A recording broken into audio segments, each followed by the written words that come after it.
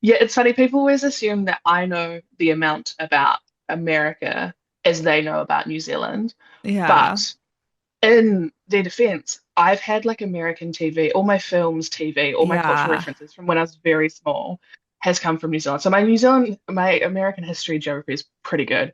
And no one's had the same chance to learn about New Zealand, right? So like Oh.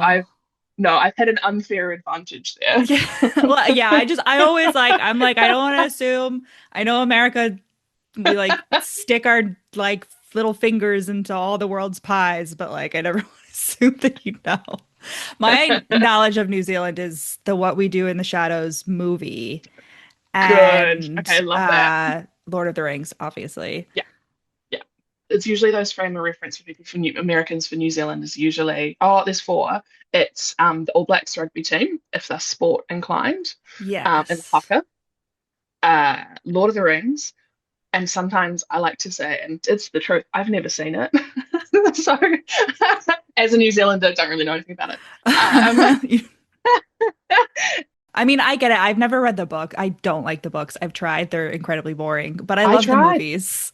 so much just wandering around the forest. I was like, this isn't for me. Like, I'm gonna need some people to kiss. Why is this man, where's Aragorn pushing open a door in a very sexy manner? That's what I That's the want. content. That's what I'm here for. Exactly. Exactly.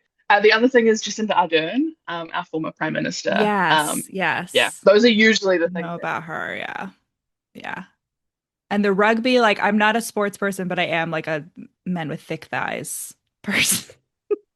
iconic, iconic. So, I wrote wide-eyed kind of for that reason. yeah, I was like, I feel like I remember you talking about.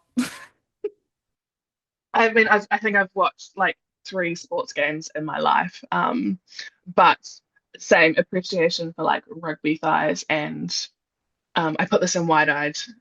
Like the routine of like weekend sport here is quite its own little phenomenon, Mm. and no one's very good at the sport, but there is rugby thighs and there's a lot of enthusiasm. So I wrote that into wide-eyed. Yeah. Yeah. I did go. My friend in college was part of like the club rugby team at our university. And so like I'd go to her and that was women's rugby. So I was like, I'm also for thick thighs on women. I've really been loving women's rugby. I'm not a sports person at all. Yeah. And I explained this to my partner who is a sports person. I was like, it's just dudes running around. Like, I really don't care. I'm not invested. The stakes are so low for me. And he's like, let's see if you like women's sport. And sure enough, like women's rugby, I was immediately in. Like, Iona Mayher, is that her? I'm not sure how to pronounce her Yes. name. Oh, she's incredible. I love her.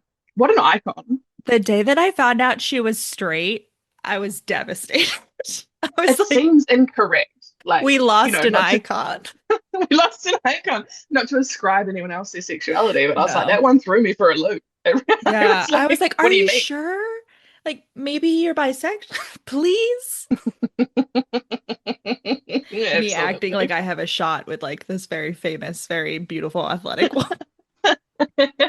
Yeah, like I just felt like I want the ambassador, I want the bisexual icon ambassador, and Mhm. in my head it was her. Listen, you can't you can't tell me that queer women and sports don't go together. So, Hmm. but that makes me want to talk about your Tits Ahoy novella. But first, since we're talking about books, let me introduce the podcast. Hello, listener. I'm Allison. Welcome to We Read It One Night, the podcast where we talk about the books that make you stay up all night reading. And today I am joined by a very amazing guest that I have followed for a long time on socials, Esme Brett. I'm Esme. I write romance. I specialize in spicy stuff that's horny, heartfelt, and hilarious. Listener, we were talking about how Esme lives in New Zealand. I'm in the United States. You write Indigenous characters, the new Indigenous New Zealand characters into your books as well. And I always like to highlight Indigenous voices around Thanksgiving. So that was just a little extra reason that I'm glad your episode's coming out in November. New Zealand's history is fraught as a colonized country. My heritage is mixed, so half of my ancestors colonizers, half of them the colonized, which is, holding that history on your chest all the time is quite Hmm. a big thing. And my books to date usually have an Indigenous Māori character in them. Not necessarily all of them will. I sort of write what I'm feeling at the moment, and what I've been feeling at the moment is a lot of that tension and stuff in my chest. So it does tend to come out. And Right. but in a like rom-com way, I don't know.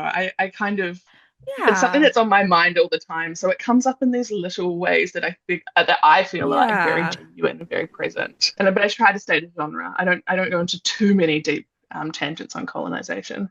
Emphasis on the too many. I mean, I personally believe that romance, the genre, and colonization and like anti-colonization go hand in Yeah, hand.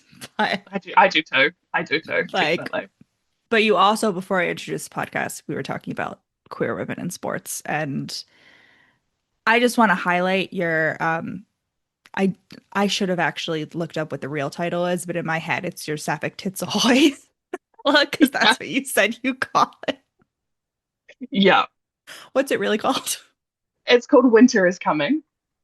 Um, it's a spicy sapphic mountain mommy novella. Yeah, in my head, tits ahoy. So I wanted this like very glamorous, like reality TV star hyper femme character, Hmm. um, who everyone assumes is straight because men tend to think I like that, so therefore must be made for me. Hmm. No one really asks these kind of objects of their fixation, Right. are you for the boys? With this very surly, grumpy mountain man, mountain woman, named Ro. Mountain mommy, yeah. I love And in my that. head, as I was writing, I was like, she's the mountain mommy. um, Mommy? and that must Sorry. be said. New Zealand, yeah, New Zealand book, but mountain mommy must be said in American accent. I firmly believe. Is it more? I don't know. I feel like Mountain Mummy kind of where like, Mountain mommy, I don't know. I think it's possibly because so a lot of my personal cultural references are British as well. Like mummy is used in earnest more for your literal mother. That one yeah. feels a little weirder to me. Like, Yeah. yeah, I don't know, mommy in my head. But this novella is set in New Zealand and uses UK spelling, which is not an error. If you see it, please don't report it to Amazon for errors. People do. People do. Yeah. I just like, I feel like I would not, I don't know, like I don't understand why people do that.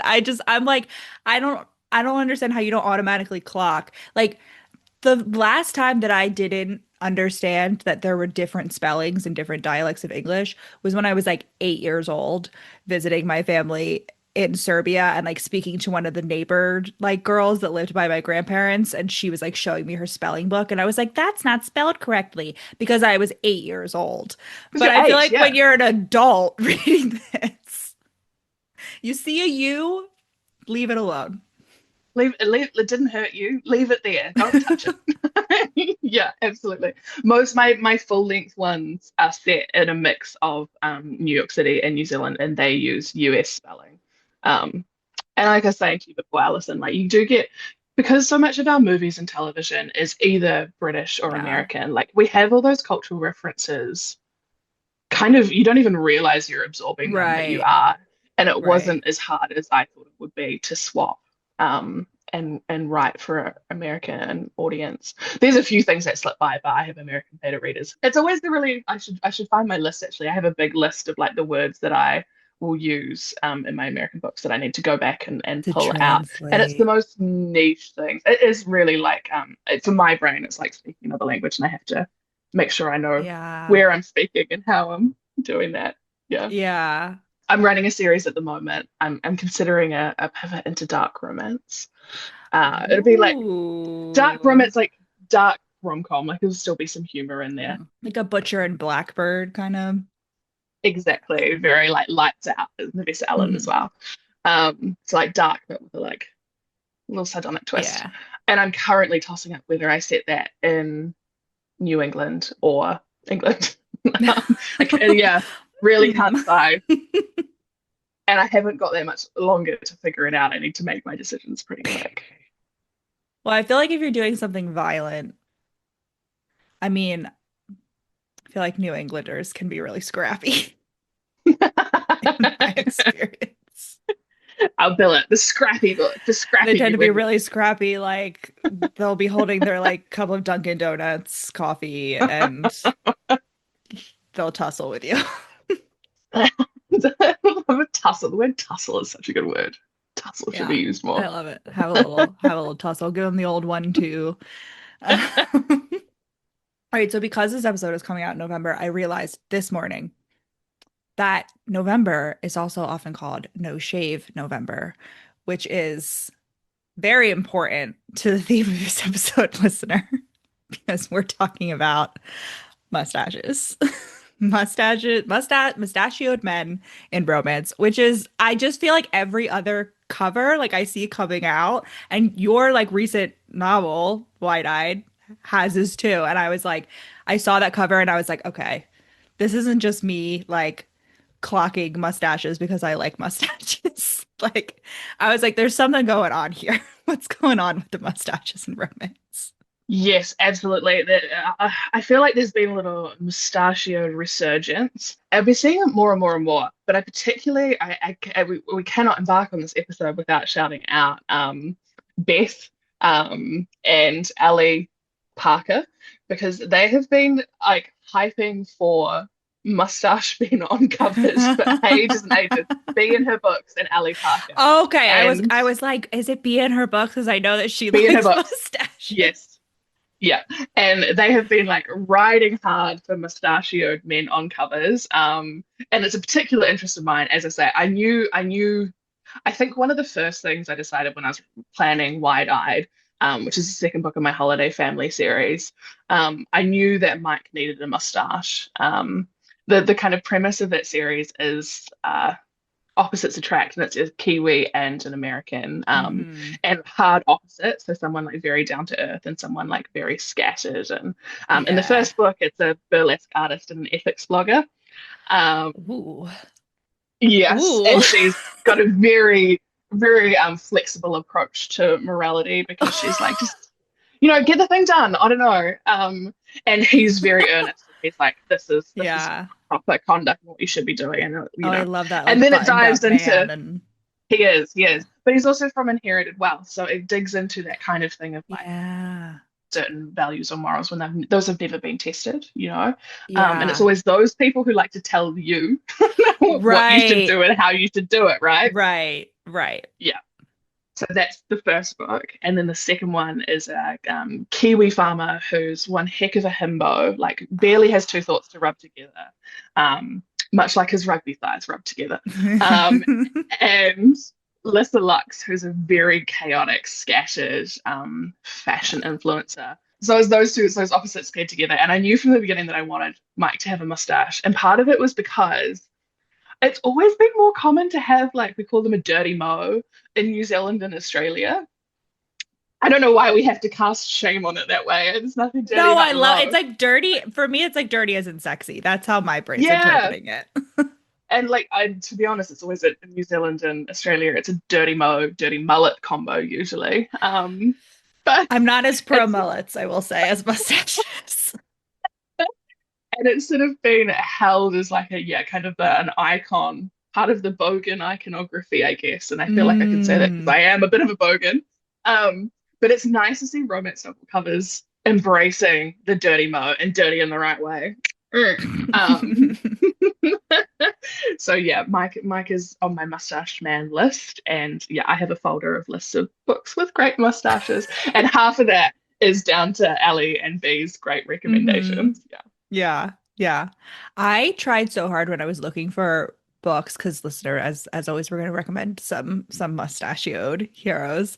But I was trying so hard to find like sapphic mustache books because I was like, women have mustaches too, and like Yeah, there's got to be some sort of like body positive, like one of the women just does it. She doesn't shave her mustache. She just lets it be. yeah. And I couldn't find any. So, listener, if you have written or you have read, please slide into my DMs because I would love to read that.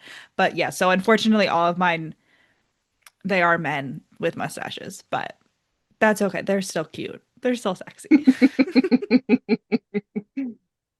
Yeah, that's a real gap, isn't it? I would love a mustachioed woman on my Yeah. bookshelves. But in terms of like what installed the buttons for like mustaches, I don't know, for me personally, I don't know whether you have like a thing. I was trying to figure out, I was like, where did this come from? Why are mustaches having a comeback? Like in general. And obviously, I feel like we have to talk about Pedro Pascal. Like that's, I feel like he's leading the charge for mustaches. It's a whole Pedro Pascal and mustachioed revolution at this point. Like Hmm. people are just really embracing it. And I think it's a lot of the people who previously would have gone, "Ugh, not for me" at the mustache, you know? Yeah. Like there's kind of you can kind of put it on an axis, right? Of like, and there's Pedro Mhm. Pascal and there's Tom Selleck's mustache at the other end. Right. Yeah. Catch me on Canva in 5 minutes, probably making this, but like the axis of the mustaches. Who else's would be on there? Because I feel like Tom Selleck's is an OG Yeah, mustache. Tom Selleck's that like Magnum PI OG mustache. For me, I don't know if he like gets his own category, but Kenneth Branagh in Hamlet has like a Mm, platinum blonde mustache. I'm googling this right now. I need to I need to refresh it. He has, or no, the mustache isn't platinum blonde. He's platinum blonde, and then he has like a mustache like goatee combo. And I watched that in like 12th grade English class. And I was like, he gives the whole to be or not to be monologue like into a mirror. And the whole time I was like, who, me? Is it, are you talking to His me, eye? Kenneth? What? So I don't know if he gets his own category, but that definitely imprinted on me. When I Googled it, the first one that comes up is his Poirot moustache, Yeah. which I don't think is the one you mean, but it No, is no, no, no. impressive.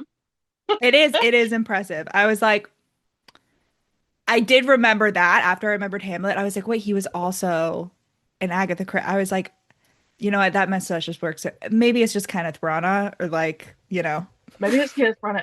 Because even if you're looking like the KFC Colonel, he's still looking quite fine here. So does he get his own category, the KFC Colonel? I think he might need to. The New York Times has done an article called "The Many Mustaches of Kenneth Branagh," and I can't open it because I don't have a Oh subscription. But no. but that's exactly my kind of content. So, Yeah. Should make that free, New York Times. You're yeah, losing we out already on loyal readers. or it's a clever strategy because I might subscribe because I do want to read that. Right, right. I may need to find someone who has a New York Times subscription who can like send me, they get like free articles or whatever, like every month. We need it for the sake of journalism. Yeah, actually, we need it for our chart. Yeah. All right, so we got Pedro Pascal, Tom Selleck, the KFC Colonel, who's in the last quadrant. I don't know, but we really need to balance out Colonel Sanders, so it's got to be someone good. Clark Gable, Like Gable. like as specifically as Red Butler in my mind. Yeah, yeah. I do want to say also, as I was looking at recommendations for this, I was trying to find more I feel like I didn't find as many historicals as I wanted to.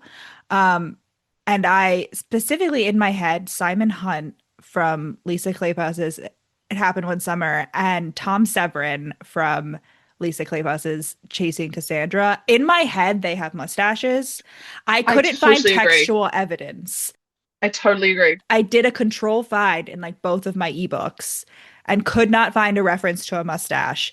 But I just feel like they have mustaches. And I feel like it has to do maybe with the fact that they're train daddies. The train daddy should have a mustache. And that maybe like a Thomas the Tank Engine like conductor installation. I feel like the Monopoly Man or the Thomas the Tank Engine conductor, like he's our fourth quadrant. Two more great suggestions for the visual But access. as I was thinking, I was like, why do train daddies need mustaches? And I was like, They is it do though. because of Thomas the Tank Engine?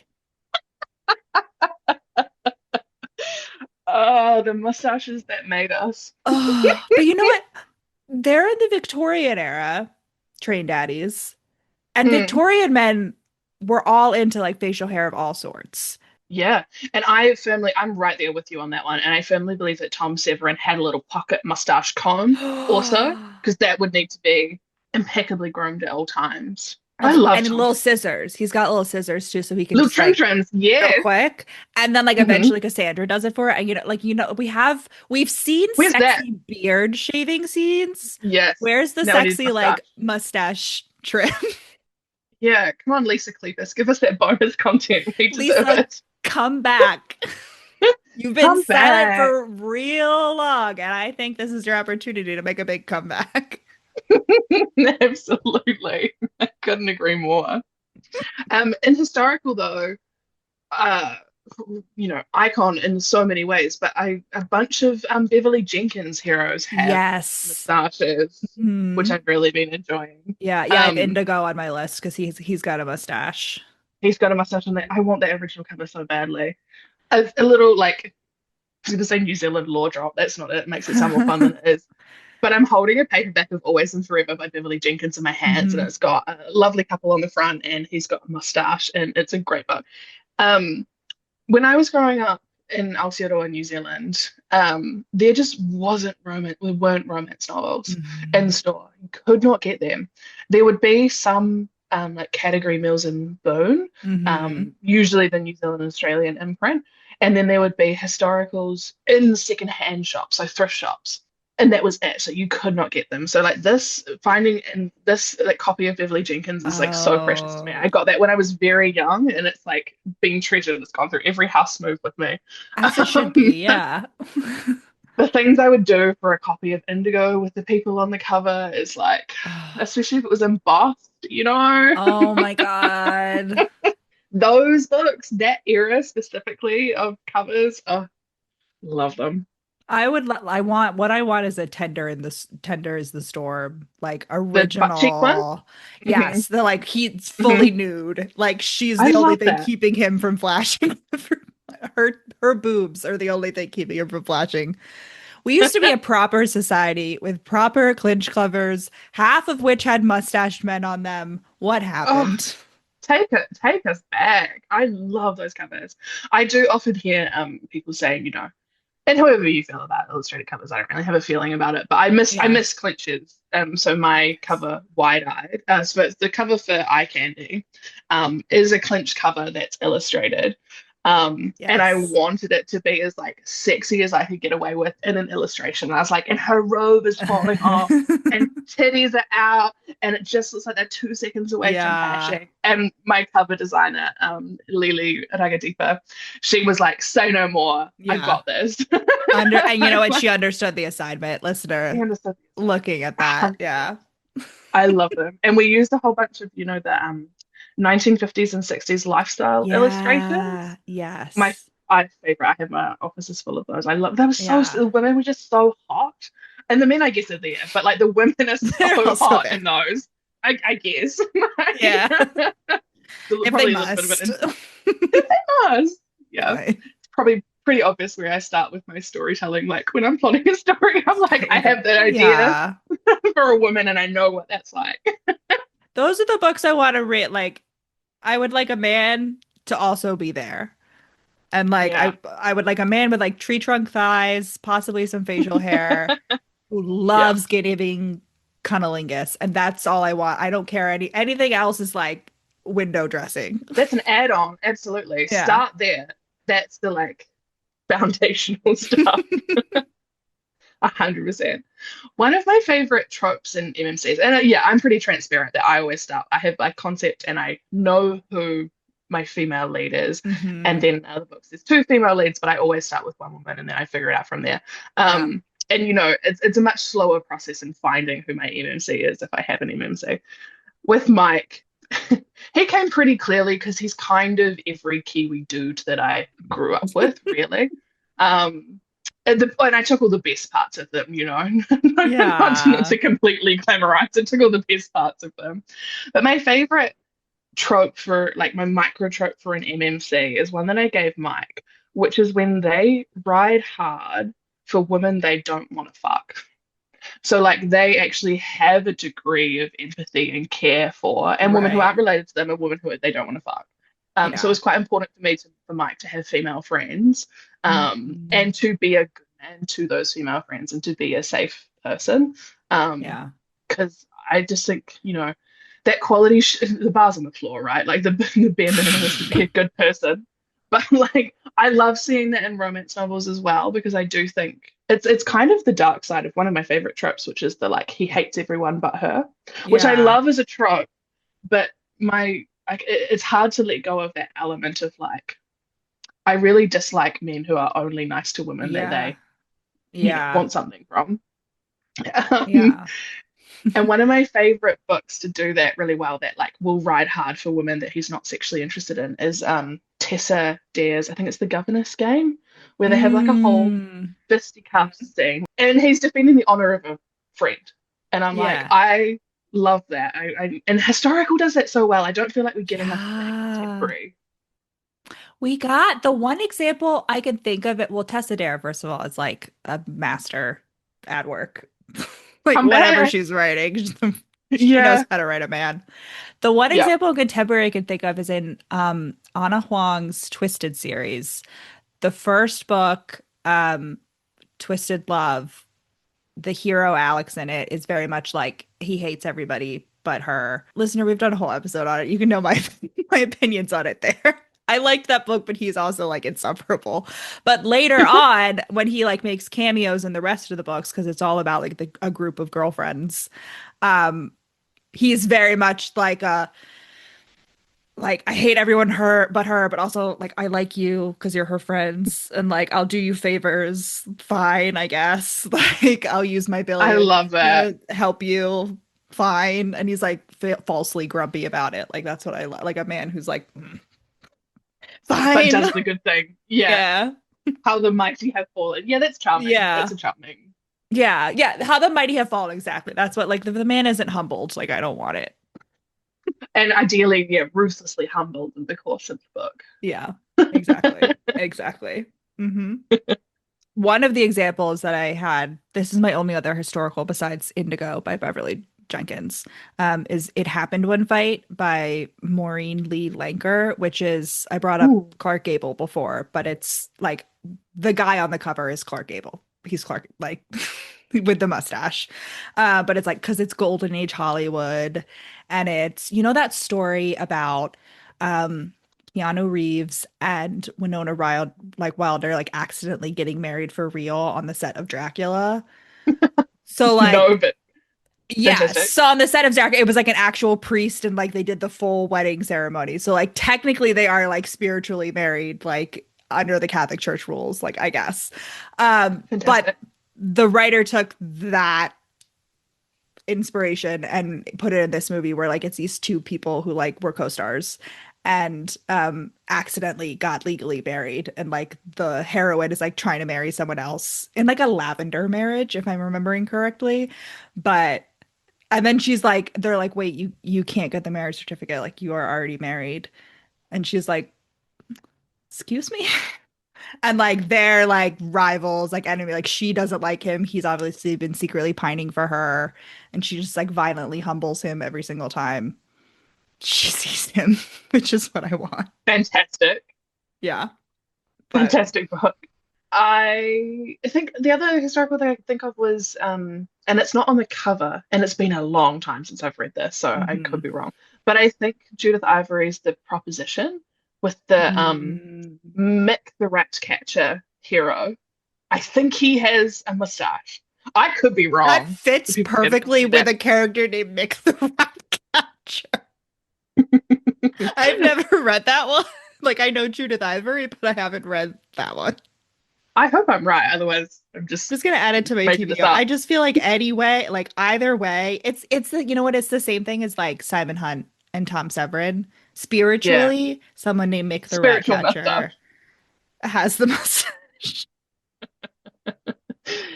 Yeah, when I went back to my notes, because yeah, I would have read this years and years ago. When I went back to my notes said Mick the Rat Catcher mustache question mark. So, Well, I will read that and then let you know. Add that to my TBR real quick. Yeah, those old books, I go through my notes and I'm like, did I capture content warnings if I recommend this? Was it a good book or did I like it for a point in time? I don't really know. I could have done No, myself the favor of better record keeping, but I am constantly like, I should make a note of what tropes and like what like stuff is in these books that I'm reading. And every few months, every time I sit down to like make a list for one of these episodes, I'm like, oh, I wish it would be so great if I had an Excel sheet. And then I never do it. mhm. And you know what? I'm probably never gonna do it. It's No. all vibes for me. Me too, and it makes me feel better to hear someone else who has that like encyclopedic backlog of books, but it's held here, not held in the Right. spreadsheet. In this I've leaky tried to sieve. be. Yeah, I've tried to be the spreadsheet person, and I start with good intent, but my filling it in discipline is not Hmm. good. I have the spreadsheets, I don't fill them in, and I think it's probably because I'm such a mood reader and I read very late at Yeah. night, so it's kind of hard to do that data part when I'm Yeah. sort of fumbling in the dark and spreadsheets on phones are annoying and No, yeah. yeah. And I have and I listen like on audiobooks. So like I'll finish a book and then I'll just start the next one. And Yeah, like I don't have time. You know, I'm out on a walk. Like I'm yeah, 3 miles from home. Like I'm not gonna whip out the spreadsheet. yeah, I feel that. I feel that. I've been re-listening to a bunch of my favorite Beverly Jenkins on audio, and oh, they're just so good. Just peerless, truly Oh, peerless. so good. Beverly Jenkins is my like I have to like ration her. Because if I really don't like a book, I'll DNF it. But if I read something, I'm like, oh, that was okay. I'm like, let's see what's next. Like, what did Beverly Yeah, Jenkins publish next that I haven't read yet? Like, we'll read yeah. this and I know it's gonna be like a winner.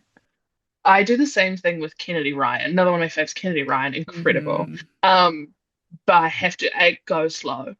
Yeah. Because a lot of the time emotionally devastating. Oh, And then well, yeah, also no, just, oh Kennedy good, Bride will knock you out. grab your heart. Yeah. It's a lovely time just reflecting. I'm kind of gone reflective.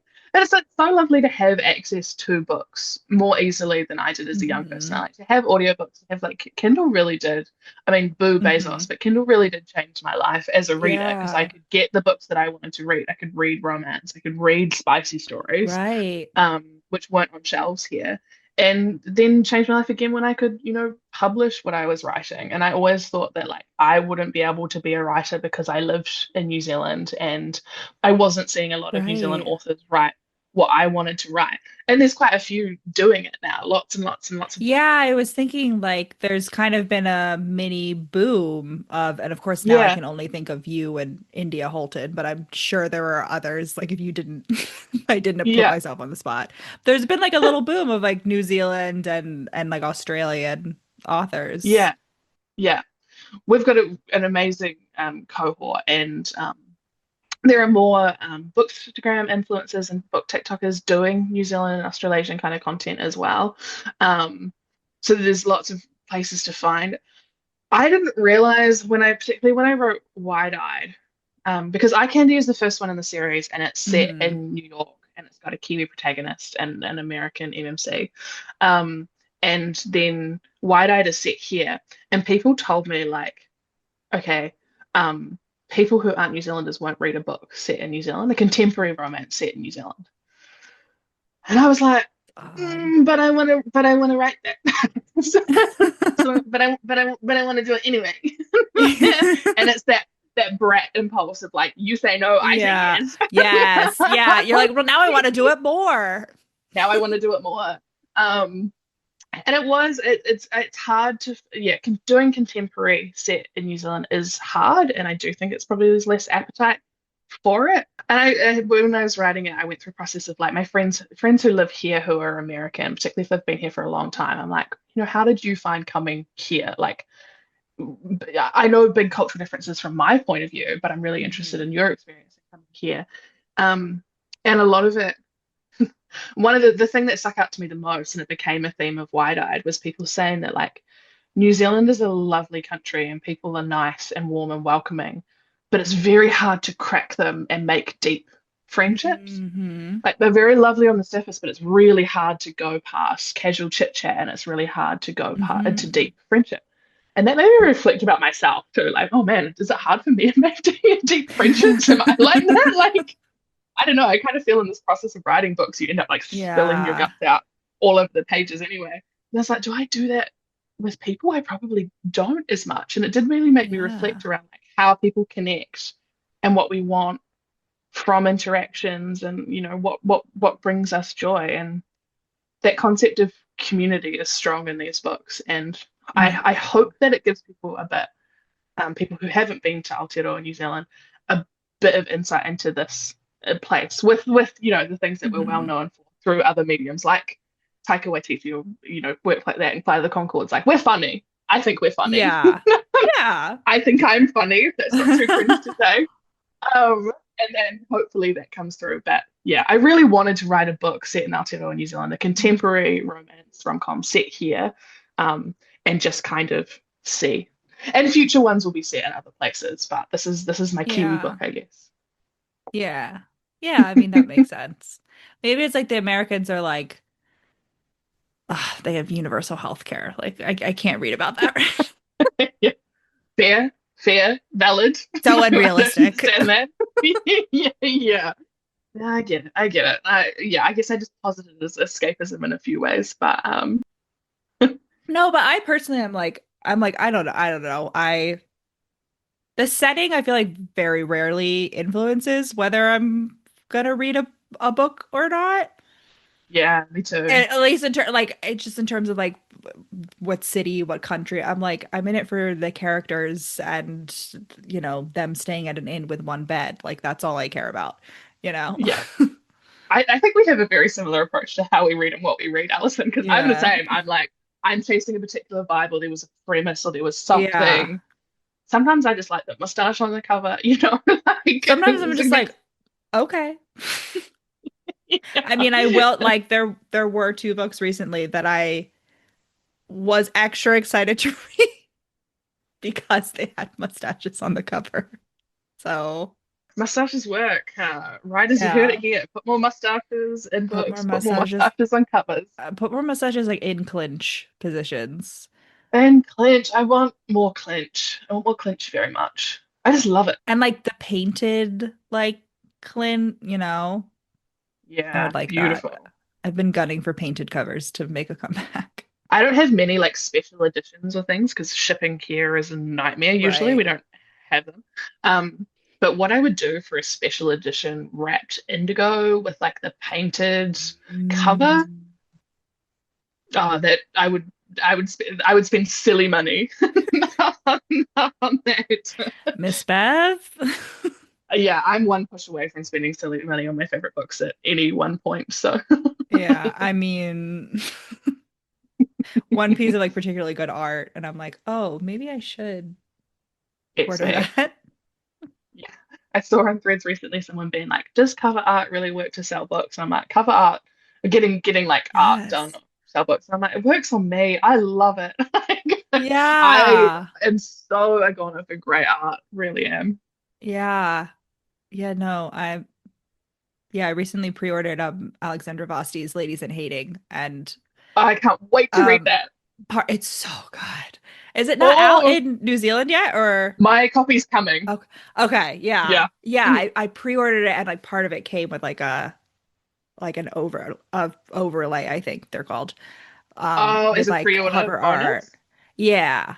And I was like, oh, maybe I should. Like I don't mean I was always gonna like read the book, but I'm very much I don't have a lot of space here. I'm mostly like a library reader, so like I don't buy books very frequently. I usually read them first, but I was like, oh, I really want that picture. Maybe I should pre-order this book. Mm-hmm. Pre-order incentives get me by the throat, like so Yeah. often. If it's a book I'm already looking forward to, there's no way you're gonna mess with me when it's a good piece of Yeah. pre-order art. Yeah. Ugh, yeah. Another mustache cover I'm really looking forward to, which I think just came out like 2 days ago, it's already a bestseller, Mhm. is Good Spirits, BK Borison's Good Spirits. Yes. Great mustache. So excited. Yes. Yeah, I think I saw she just got hit the New York Times bestseller list. I think she's like a number one New York Times bestseller with that book, which is very well deserved. I'm a big fan of her Me books in too. general. So amazing. It's Yeah. also just exciting. Like it's funny. I said I was in a reflective mood. I really am today. I don't know how much of this is colored by my perspective from a small island, but like Hmm. there's always been like romance always felt like a furtive genre, not from people inside it, from Hmm. people outside it who considered it Hmm. something that should be little, should be hidden, Hmm. should be looked down on. And we inside the tent knew that wasn't the case. We knew that people were writing like these great stories and these really meaningful, Yeah. heartfelt, epic books. Um, but it just feels to me like, and this could be a flaw in perspective, but because it was never really here, but like it just feels like romance is getting its flowers now in such a like Yeah. tangible, visible Yeah. way, and that makes me really excited. So when I see people like Kennedy Ryan and her billboard in Times Square, and when I Yeah. see like these massive lines of people to meet like Lila Sage, and when I see BK, Yeah. it's so exciting to see this and be like, yeah. And I think people sometimes attribute it to the book talk phenomenon, which I can understand that book talk readers Yeah. hitting on that, but it's not entirely it, right? There's been people who have been like hyping for this genre a long time. There's been people who've been Yeah. creating in this genre for a long time, stalwarts. And we were talking a lot about historical, and I really feel like Hmm. historical was the bones of this movement. Like lots of readers got their Right. start in historical, even if they don't read there still now. But it's a Yeah. really exciting time to love romance, even if I sometimes have a problem with the fact that I feel like romance is euphemistically called spicy books. I just want to say, like, say romance, say Yeah. romance. Just it's a romance novel. There is a difference It's a between romance like novel. there's romance, there's erotica, there's a Hmm. difference between all of Hmm. these. Nuance exists, not on the Yeah. internet, but in romance novels.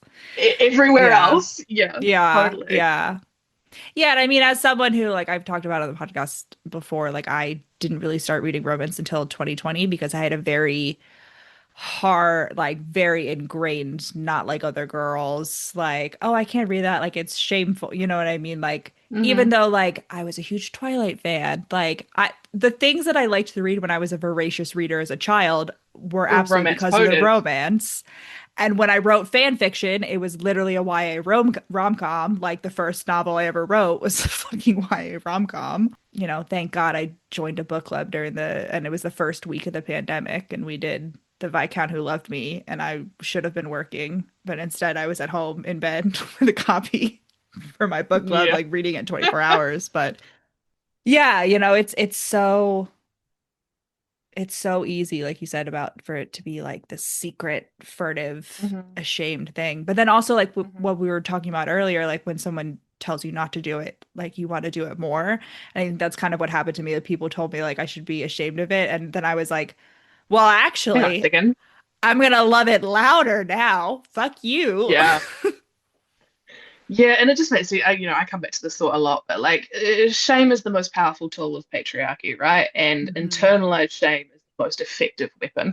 And Hmm. we do it so often without thinking, and it takes so much time to unpick and correct that stuff. And there's time wasted that doesn't suit us and does suit oppressors, right? So it's like it's frustrating to have to do that work and waste. And I always feel like, oh, I wasted Hmm. so much time thinking or Right. believing this lie about myself, and then I get angry because of that time waste. But I need to direct that anger where it belongs, and it's not at me. Right. um, um, and it's Right. enjoying the things, and it's encouraging other people to enjoy the things. And I'm particularly passionate around like um, trying to address shame for me and for others around romance and around like tropes and things we like, and particularly tropes, and particularly in spicy romances and things that we think we shouldn't like, and diving into why we do or we Hmm. don't. I think that's really interesting. Hmm. Yeah, and I mean, romance has always been on I'm preaching to the choir here, but romance has always been at the forefront of that. Even I mean, when you look at early romance, there was still an element of shame to early romance, particularly with the kind of like non-consensual, consensuals, the like quote unquote problematic elements of a lot of early romance of like she can't Hmm. say that she wants it because she's a slut, because then she'll be a slut, but like she does want it because real women want it, and like how we've worked through that as a genre and how we kind of keep pushing up against those Yeah. ideas. I remember very vividly when I found Sarah Wendell's site, Smart Bitches Trashy Books, and I Hmm. found those reviews. I just loved them, and it was so exciting seeing people dissect a book in a way that was reflective of my kind of reading Hmm. experience of it. Because it wasn't like you can be smart or you can like romance novels, and Yeah. in fact, this is just voracious readers, so inherently these things Yeah. they've been diagrams of circles, and it always has been for all Right. readers. And then I read their textbook, Sarah Wendell and Candy Tan, I think, who wrote Beyond Heaving Bosoms. I always said that word Mm. wrong.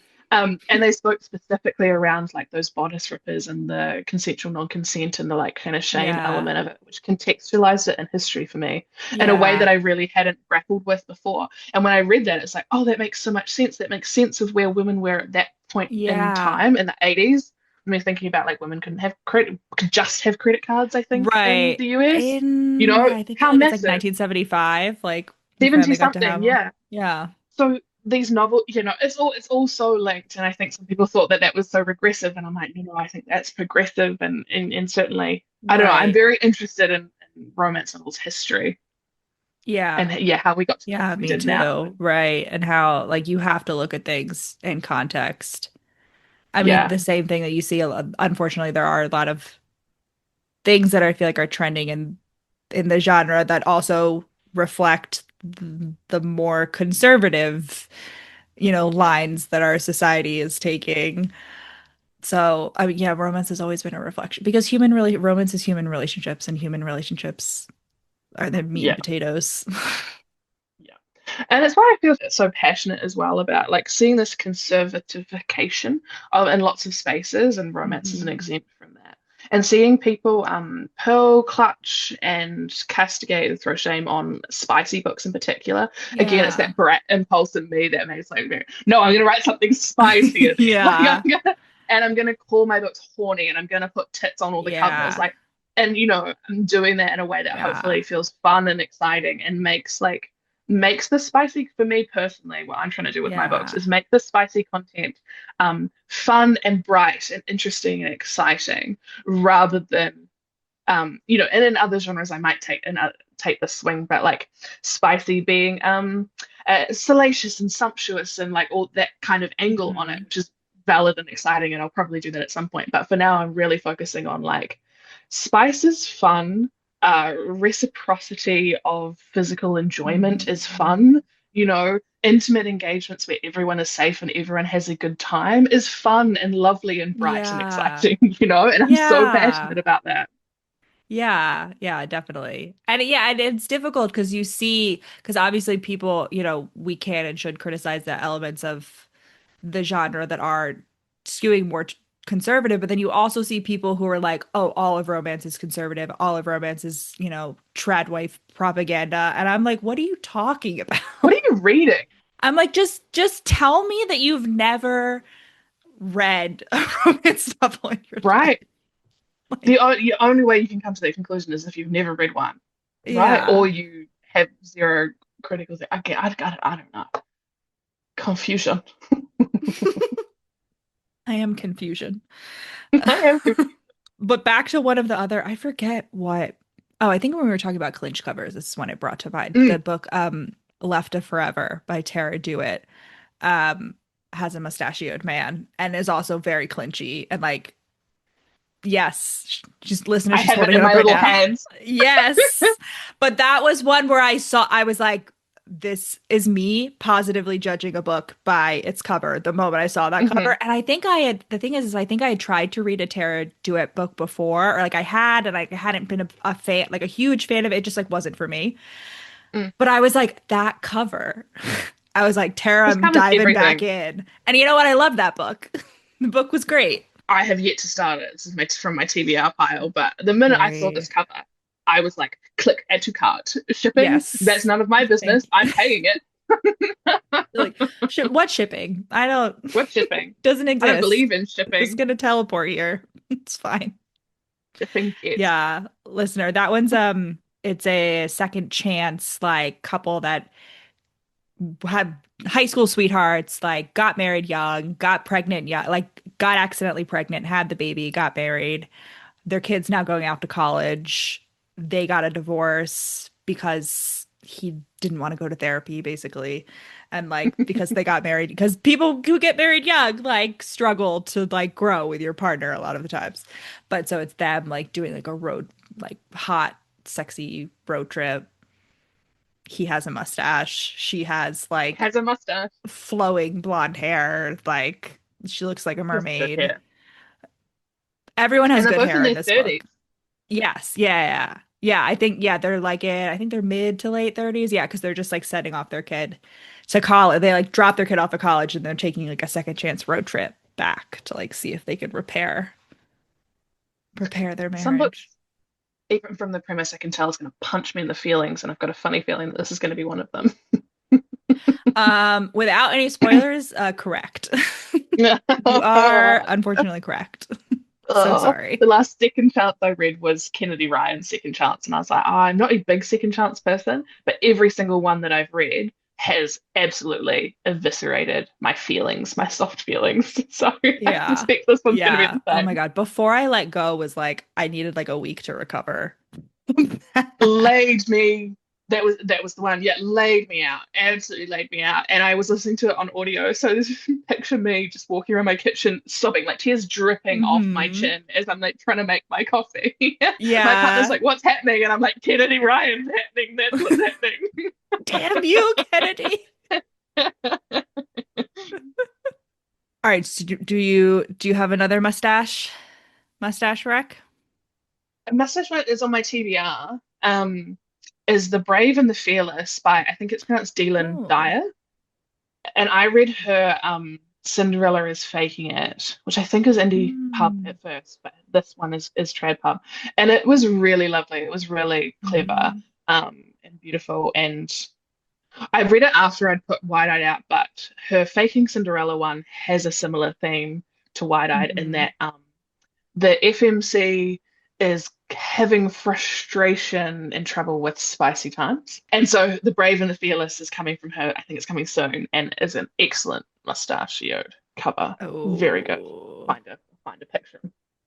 I love The it. Brave and the Fearless, also a great title. Very Yeah, sweeping, that's that gives epic. it's giving very like soap Yeah. opera. Yeah. Yeah, I love a soap opera title. And I think this one's cowboy as well. So it's got that like I don't know, I think Ooh. I like when cowboy romances really lean in to their kind of camp. I like camp cowboys. Yeah. Yeah. Yeah. That that's my special interest is camp cowboys. I mean, listen, like modern cowboys, so much of them they're performance, Don't they're like them. Don't. actors. Yes. You know what I Yes, mean? absolutely. Like, yeah. So you're not gonna lean into that. What are you doing? Yeah. It's interesting. I'm interested to know what your thoughts are, Alison. Like, I feel like in my head, I like to chart the like themes and popular demands of romance Mhm. and like feeling like we had a real mafia, like billion in my head, Mm. how this goes, and I accept that this is probably not universal, but like I feel it was big on billionaires and then mafia and then sports romance, particularly ice hockey, and then Formula One as an offshoot, Mm. and now cowboys. I feel like we're sitting in the Hmm. cowboys today. And I want Yes. to know what people's predictions are for what next. Oh my God. I don't. You know who I would love to ask? So I had Danica Nava who Yes. writes just recently published a Indigenous cowboy romance, but we I had her on to talk about cowboy romance and she Yeah. was like, I really like data. Like I was like, I knew cowboy was coming like a few years ago, and I wish I could like text her right now and be like, Danica, what's coming next Yeah. according to like your charts? Show us that spreadsheet, girl. I want to know because I know it's something, but I don't know what. And I would Yeah, like to write that because I think I'm not. I feel like I've missed Cowboys, but I want to write something grippy. yeah. I feel like maybe like crime, like scout, but crime in like a scoundrel Sexy crime. scamp kind of way. Yeah, like in an Ocean's 11 kind of way. Like not necessarily heist, but like I'm just thinking of how like how Butcher and Blackbird and like that whole Mm, series listener is literally it's about serial killers. It's about serial killers falling in love. But it's not as dark. I mean, it's dark because it's about serial killers, but it's also like there's very much a comedic like funny, like Mm. it's very like black humor.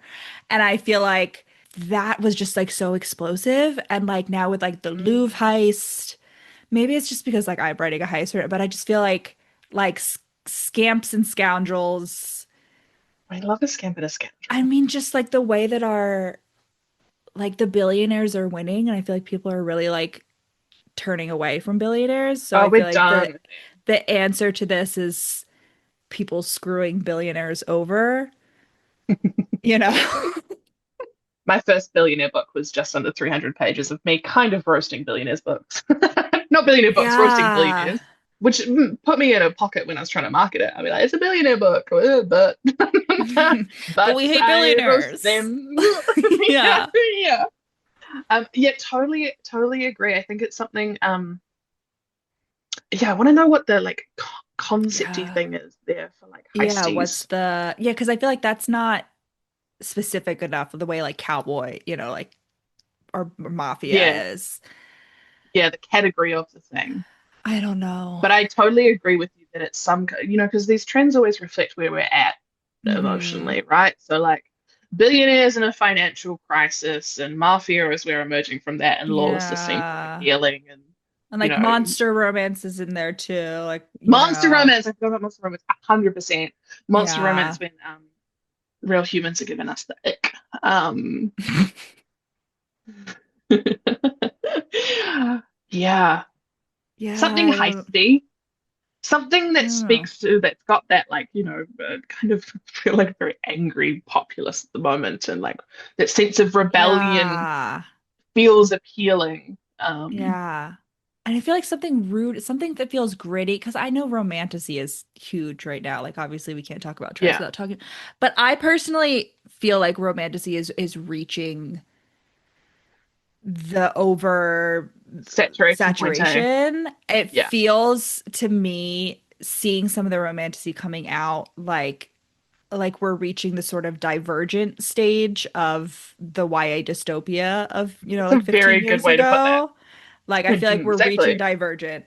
So like Yeah, there'll be a few more big ones maybe, and then romantasy is going to quickly decline.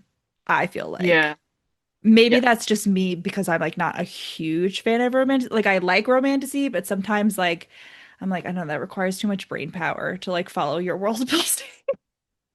Yeah. But yeah, I don't know. No, that's so true. Such a good point. Maybe it's a historical resurgence. Oh, please God. Don't get my hopes up. I know vampires are coming back, and vampires feel very historical and amazing. Vampires is going to be my guess. Is Yeah. vampires. Vampires and werewolves. Yeah. Yeah, it's got that paranormal. Yeah, maybe because witches have been having an ongoing moment, and then Mm, now I'm seeing more vampires. And like Allie Hazelwood obviously just had her werewolf romance come out. yeah. Will Omegaverse finally be mainstream? Mo- We'll see. Maybe, maybe. Yeah, it's something vampy. It feels like vampy to me. Yeah. I saw a thread yesterday where and I apologize that I can't remember who posted it, Mm. but they described my favorite vampire universe is Hmm. Buffy, and Hmm. obviously screw Joss Whedon, but I ride hard for Buffy Summers. Uh, and faith is so important to me. Faith, the character. And someone on the threads described Spike as being bratty. And I was like, yes, that's my favorite character trait of bratty. And people describe Spike as being like morally grey or as being like Hmm. villainous or even being sassy. But he's so much like to me, his defining Bratty. character trait is bratty. He's so bratty. Yeah. Him getting annoyed when he can't watch Passions like is one of my favorite like gags of anything. So I guess what I'm saying there is it would tickle me if vampires had a resurgence, and you better believe I'll Brat. be writing a bratty Spike book. Brat vampire. I mean, like Brat Summer was it like Brat definitely Summer, Brat vampires. Brat, Brat Eternity. Yeah. I mean, I just feel like Yeah, I've seen so many the new I haven't watched or read Interview with a Vampire, but I've seen enough TikTok like true. thirst edits. And the new season of like season's coming out and it's all about like Lestat, the like gay flowing blonde hair, sassy Love. French vampire, and he also feels very bratty. Like I watched the trailer for that and I was like, this man is a diva. I love that. Okay, I'm gonna have to watch that. I haven't seen it. I haven't seen the trailer. Yeah, I've just watched the trailer. Yeah. But I love the idea of getting like, and I can't remember enough about the originals, but like, I love when there's a character that we have universally known as the Mhm. audience is queer, and then we get a remake where they're obviously queer. That's delightful. Yeah. I love that. Yeah. I mean, and vampires are So so queer. queer. Like vampires Yeah, and even like before Dracula, like you have like 100%. Carmilla, which is just and I remember I was like reading the Goodreads reviews for it, and all the Goodreads reviews were like, I heard it was sapphic, but I didn't realize it was this horny. And that's all I want. Yes. Okay, so slutty little queer vampire books. That's that's our Yeah. prediction. With heisting. Yes. Yeah. Revenge And heist. like puffed sleeves. So like historic. Essential. Yeah, right. Like Essential. flowing shirts. You know what also Yes. might be pirates. I've Ooh, seen a few announcements about books about pirates and like a few like bigger authors like working on pirate books. ooh, I like that. And that would also like correspond with like the re-rise of vampires and like dystopia Yeah. from like, 15, 20 years ago. Oh, I like that. And that fits too with the like, Mhm. in my opinion, the like mood of the time. The idea of Yeah, like eat the rich. Robin Hooding and Yeah. eating the rich really appeals. Really appeals. Yeah. And if they could just all have mustaches, then I'd be extremely That'd be happy. So that would please. that would be it. That would be I mean, speaking of vigilantes with mustaches, okay, I have another rec. It's Princess and the Yes. PI by Nikki Payne. And the initial only two notes I wrote for it was he's the princess and she's the PI with a crying emoji.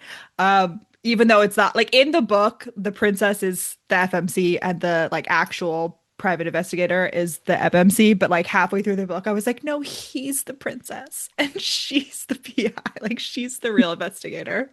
Um, it's like because she's like a plus size like internet sleuth and she's accused of murder. So they have to like team up to clear her name and like take down a cult and like avenge her brother. And this is also in Nikki Payne's like reimagining of classic that she wrote. She had Pride and Protest and Sex, Lies, and Sensibility. But I realized halfway through this book that the hero, Maurice Bennett, is the Mary Bennett character from Pride and That is Protest. so I good. was like, Barry Oh my Bennett got a God. book and he has a I'm mustache. uh this is amazing. I'm just searching my go-to book place in New Zealand and they don't have it, but I'm gonna be Yeah. getting this. I'm gonna be Yeah. getting this. And What that's an also one amazing with a book. cover. Like she's in like a sexy, like very like femme fatale, like this Yeah. like beautiful plus size like black woman. And Danger like Lady. he's in the back with the sleeves rolled up on his white button down, with his like sexy mustache. Because we all know that for detectives and investigators and anyone in that world, the Yeah. forearms are a character. The forearms on the rolled Yes. up shirt sleeves are essential. Yes. Yeah. I mean, you cannot solve a crime if your If forearms your are not forearms are exposed. The evidence will not come to light if your forearms don't come to light. slutty little forearms will save the day. Slutty little forearms, and slutty little glasses. That's also a Yeah, micro joke. That slutty little glasses. yeah. Bring them back. Milo from Atlantis is finally getting his due. Chase in Eye Candy, one of the character references was Milo because he's blonde with Good. slutty little glasses. The Good. challenge is remembering they have slutty little glasses when you write intimate moments. You have to do glasses choreography. Right. But I did it. I had Gotta take them off. I had a whole beta reader dedicated to where is Chase's slutty little glasses at this point in time. And has Esme forgotten? Bring them back. Where are the glasses? The man Where are the can't glasses? see. The man cannot see, and that can be hard. Like we can make that a thing, but Yeah. you can't just forget where the glasses are. Right, right. When he's got to do everyday Me. life. It's a very like Derek Craven job. Like where are the Yeah. glasses? Where are the little glasses? Find the slutty little glasses, Derek. 100%. Do you have any other mustache boys? What else is on my mustache boys list? Oh, Colt Calloway in Cowboy Casual. Mm. And I believe that Elliot is a New Zealander as well. Who is that? But was Oh, what is no, I might be confusing my Cowboys. Sorry. Apologies. Cowboy Casual is by Holly Renee. I was thinking of Elliot Rose's Cowboys. Those are different Cowboys. Cowboy Casual by Cowboys are Holly so Renee. It's big. a Cowboys are so big. It's a gorgeous cover. It's pink. Kind of get me at pink. Ooh, So that gives yeah. me like the campy cowboy vibes that I Yeah. crave. It's a beautiful cover. I should find out who illustrated that because it's lovely. Yeah. Really That's beautiful. the little mustache. Silly little mustache. She's got his hat sexy. Well, there's the like wear the hat, ride the cowboy or whatever, the cowboy hat rule, whatever it is. The like top slug is like after 10 years apart, former lovers reunite at a strawberry farm. You had me at strawberry farm. I'm in. Okay, I have a few more. Some I've read and some I have Let's not. hear them. Okay, so I haven't read this one, but I literally the cover, like as I was making this list, like the cover popped up on my Instagram, and it's "I'm Gonna Get You Back" by Elena Armas, which I think is audio only. But this book is brother's best friend, second chance, snowed in. She's a crime writer with a stalker, and like he has to defend her from her stalker, like while they're snowed in, and he has a mustache. So Look at my TBR just growing and yeah, growing and growing. I was like, don't mind if I do. Okay, and then my other People Watching by Hannah Bottom Young. He has a big fat mustache. He is a broody mustache man. And it's like introvert, extrovert, sex deal, small town. I Like, love a sex deal. yeah, she's like, her dad's like, you don't know how to have fun. And she's like, I know how to have fun. And then she like goes to the new guy with the mustache in town and is like, I need you to teach me how to have fun. Quick question. How does fun work? Yeah, she's like, so if I wanted to orgasm, how would that, how would I go about that? If someone wanted to, someone, not me, asking for a If a friend. If friend a asked, yeah, friend, I was just talking to my friend. You don't know her. She goes to a different school. Yeah. My last one is "I'm So Not Over You" by Kosoko Jackson. And this is a queer romance, second chance. Like they just broke up, and then like I think the one who did the breaking up is like, actually, my really strict family still thinks we're together. Like, will you come be my fake boyfriend, like at a wedding or something like that? oh, fantastic. Um, but he's got loud and proud mustache on the cover. That's a good one. That's a beautiful cover. Mm-hmm. Illustrated cover that also has flowers in there. Lovely. Yeah. Yeah, like I don't mind illustrated covers. I just want them to be like interesting, you Me too. know? Me too. And I This feel is like lovely. that's This is another one that I feel like I need on my shelves. yeah, it is lovely. I do love, unfortunately, I do love, there's no unfortunate about it. I do love a wedding date premise for a book. Hmm. It always tickles Hmm. me. Fake plus one. Gorgeous. Yeah. Yeah. And it has such like a it's like such a tight plot when they do that because it's Mm, like the wedding or like the wedding week or the wedding weekend or whatever is like yeah. you have that amount of time Yeah. to do everything and fall in Structured. love. Right. So it's like very, I feel like it's helpful probably for the author to like have, you know what I mean? They can't, like you got to do, Yeah. you don't have time to waste. Yeah. One of my favorite movies, a very formative movie for me, was The Wedding Date, um, with Yes. Dean. Dermot, and I'm just very unfortunate Deborah Messing's politics. It ruined a good thing for me. But Mm, I loved that movie. It was quite formative for me. I think I've watched that's one of the many movies that I watched on TikTok. I mean, like not really, but I've seen like a lot of clips Yeah, from it on TikTok. Like yeah. it's a very bad habit of mine to just watch out of order, Spoil like the from movie. TV shows and movies where I'm like, oh, I get like sucked in and then I'm like, and then they never post the Part end. two. Yeah, Right. I go to part like I'll look for part two and then they never post the end and then like I'm like, well, I guess I'm yeah. never gonna know. I couldn't possibly watch that. Yeah. End to end. Then you go like, oh, I guess I'll just watch this bit of part four, and then later you find part three, and then you find part nine. And Yeah. it's just Yes. like, yeah. Exact. Exactly. Exactly. Before when I was falsely accusing someone of being a New Zealander and I was wrong, I How got them dare mixed up you? on my list. How very dare I? I got them mixed up on my list with Elliot Rose, who I do believe is a New Zealander, but I don't think her books are set in New Zealand. But she has Taming the Heart, which is in cowboy romance. This is where I got Mm. Wiggly Squiggly. And I'm just looking at the art, and there's a good, and Elliot Rose writes spicy too. Um, they have a good mustache in there. Nice. I'm trying to find the picture to describe it. Elliot Rose gets good character art done as well. Very good spicy Hmm. character art. Mm. Very nice.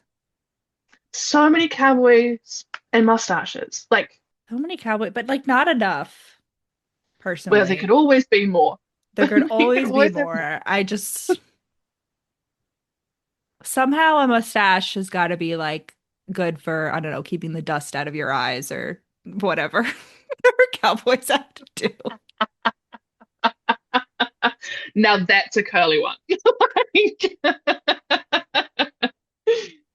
Yeah, so in terms of like physical traits that I believe is a character trait, mustaches is top of the list. Slutty little Mhm. glasses is right up there with it. Right, Um, definitely. Sexy forearms out. It's got to be another one. Are there any other physical traits that might as well be character traits? Let's see. Let's see. All right, that didn't. Sorry if you saw my lighting being weird. It was me trying to turn on a light and it just fell down. So I'm not gonna bother with What that. time is it there? It's 4:45 in the afternoon and it's rainy outside. So it's like 2 hour, it's a little under 2 hours before sunset, but that's not true. Sunset's at 6 p.m. now. Holy moly. Okay, it's a little over an hour until sunset, but it's been overcast all day. It just really and daylight savings. I don't know if you guys do daylight savings, right? Did you guys already have it? Because I know the UK already did. Yeah, And like everyone does daylight savings at a different time. I think ours is like in we 2 weeks. would have when the UK did, I feel. Yeah, ours is in the 2 week. I always say that if I were ever to be a politician, my like political platform would be one to have us on like permanent daylight savings, which is summertime. Oh yeah. Like we're only on normal time like 4 months of the year, and our I don't understand why. I was like permanent daylight savings. There's no reason it needs to get dark at 4 p.m. in the winter or in the summer. I get is it? No, no, no. The hemispheres are switched. Yeah. Oh, so how does daylight savings work? You don't have to Now you've now, got but me just like questioning how does myself. daylight savings work I'm in like, do I know? uh, so we just get more daylight time. So in as we're in spring now, and it's nearly 10 o'clock in the Yeah. morning for me right now. So we're in spring, and we just got daylight savings, which means we had to get up an hour earlier so that we have more daylight time during the day. And then as we move into fall, we get to sleep in an hour, and the night is creeping in on us anyway. It just I feels explained daylight better. savings That like a feels more child. logical. That just feels more logical. Yeah, so I would get rid of daylight savings and I would also ban LED headlights. That would be my political I'm platform. right. My only two I'm things. Well, you've got my vote. Thank you. When I run for world dictator and I'm campaigning in New Zealand, come to you. we were talking earlier about things that most like internationals will know about New Zealand. We had one recently because John Oliver took a real interest in like a conservation thing that we have, which Mm. is we have a bunch of really cool native birds that are rare and don't exist anywhere else, and Hmm. they're a bit weird. Most of them are a bit cooked, like in a great way. And John Oliver took a real interest in a campaign that we have called Bird of the Year, which is an election for your favorite native bird. And anyone can That's campaign on behalf incredible. of a particular bird. So John Oliver picked a bird, Putahi, I think, picked a bird and then ran a campaign in New Zealand for his bird. It won. Well, obviously, because But it's John Oliver. Yeah. because it's John, he's got kind of a bigger platform than most New Zealand conservationists have, just by a little bit. Um, but there were people who was like overseas interference in our elections. I'm like, guys, you know this isn't our real elections, right? This is for a bird. Like, this is just like when Russia interfered with the US elections. It's like, I don't think it is just like that. I think we should be very concerned about one of these things and kind of not worried about the other. That's so incredible that you guys have a national bird. I love that so much. It's cool that it took off because it was just a small thing to try and get people to care about these endangered birds, Yeah. right? But no, it's snowballed, and it was getting quite big even before. I don't know how it reached John Oliver. I don't know who in John Oliver's office was like, "Ah, sir, you need to see this about the Guys, birds." let Yeah, me this is about to take New off. Zealand, New Zealand's doing some quirky shit down there. Have you investigated? Yeah, We do have in the US, we have Fat Bear Week, which just happened. yeah, I like that Which Bear Week. is, yeah, I do love I feel like that brings us together, Fat Bear Week. I like Bond over Bear Week. The like national parks, TikTok and Instagram is one of my Yes. favorite Yeah. things. I like that Bear Week a lot. I do like the national park system is like I was like, that's the one thing. It's one of the only things that we really nailed. We're We really nailing that. nailed it with the national parks. And credit where credit is due. I Yeah. agree. I was like, this is I will accept like credits for this. Everything else I don't know. The national parks. All right. Anything more to say about mustaches? I think I've run through my list of mustache books. I do think we should build the access. Hmm. We've committed to Colonel Sanders being on there now. At this I point, mean, he's we on can't it. not. Like he's on it. The only thing that we're now debating is Thomas the Tank Engine, the conductor from Thomas the Tank Engine, or the Monopoly Man. Is that the same as like is the conductor the same as the controller? My Thomas education Yeah, is I no, I lacking. think it's like the one. I think there's like one human in Thomas the Tank Engine. It's that Right. guy, and I'm pretty sure he has a mustache. He's not. It's not one of the trains. None of the. I don't think any of the trains has a mustache. Is he the one who decided to wall up that sad train? Because that was pretty dark. Oh. Oh wait, no, he doesn't have a mustache. Who am I thinking? Oh, there is a train with a mustache. All right, I'm going too deep. Okay. All right, Thomas the Tank Engine, unfortunately. Okay, so for the listeners who have been yelling this whole time that the Thomas the Tank Engine guy does not have a mustache, I do We're apologize. He right. doesn't. So I guess it's just the Monopoly Man. Unless you We, can we, we stand corrected. it's just the Monopoly Man now. But and the train. That And that teams. one train that does have a mustache that came up when I searched Thomas the Tank Engine man mustache. We like all mustaches. Ooh. Live action Thomas the Tank Engine, Pedro Pascal in the titular role, I think. Pop him in. Those tickets sell themselves. I mean, exactly. Exactly. I've fallen down a deep rabbit hole of looking at trains with the mustaches. I always say that a writer's search history is a little bit cooked, but this might be a new Oh low. yeah. Oh yeah. The amount of rabbit holes that you've gone down.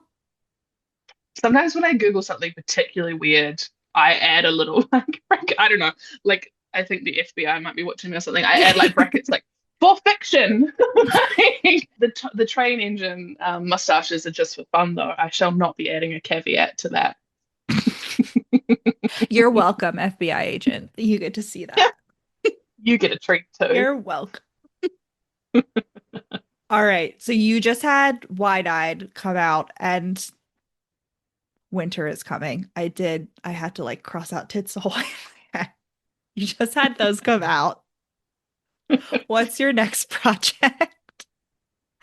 My next confirmed project will be book 3 in the Holiday Family series. So if you've read Wide Eyes, my husky Mustache Man book, you'll know at the end that I see the next one. So it's another Holiday Family member. And it's going to be, I just spent a whole bunch of time talking about how I don't like second chance romance. It's going to be a second chance romance. Um, and it's going to be a celebrity romance, though, which I do really like. Ooh.